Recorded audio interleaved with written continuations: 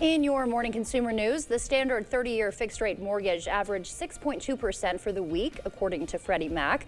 That is a slight decrease from last week and a low not seen since February of 2023. Analysts say recent economic data, which shows a slowdown of inflation and a less robust job market, could cause the Federal Reserve to introduce its first rate cut in about 4 years. The central bank's next meeting is this coming Tuesday. And the White House is hosting a first-of-its-kind meeting on infrastructure and artificial intelligence with America's top AI players. Sam Altman, the CEO behind ChatGPT, is expected to attend, along with representatives from Microsoft and Google. The rapid development of energy-intensive AI is sparking worries about the technology straining America's power grid. The International Energy Agency says a single request on ChatGPT consumes about 10 times as much electricity as a typical Google search does.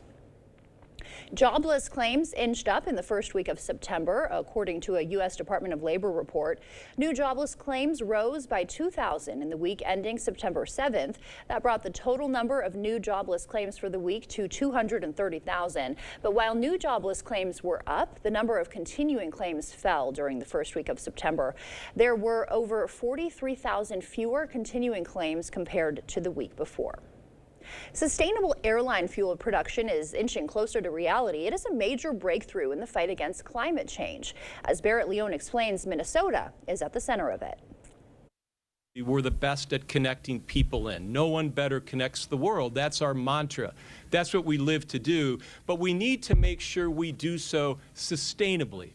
It's a goal Delta Airlines Executive Vice President Peter Carter and others in the airline science and banking industry made last year, operating the first large-scale sustainable aviation fuel chain in the U.S.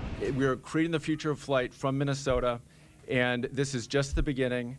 Now, SAF is a safe and certified alternative jet fuel that can reduce lifestyle carbon emissions by 80%. But there isn't enough of it produced right now that can even fuel a single week of the world's airlines. But leaders here in Minnesota hoping to change that.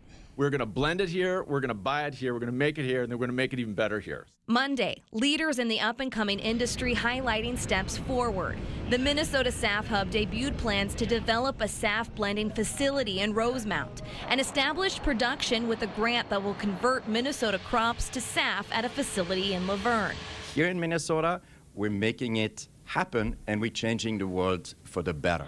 They're also making it happen with a U of M partnership to eventually make SAF out of next-generation feedstocks, and a promise from partner companies to purchase SAF with hopes to make it cost competitive. And this is a multifaceted effort of the state of Minnesota to lead on climate change, but it also is clearly smart business. The Minnesota SAF Hub has a goal for commercial aviation to reach net zero by 2050.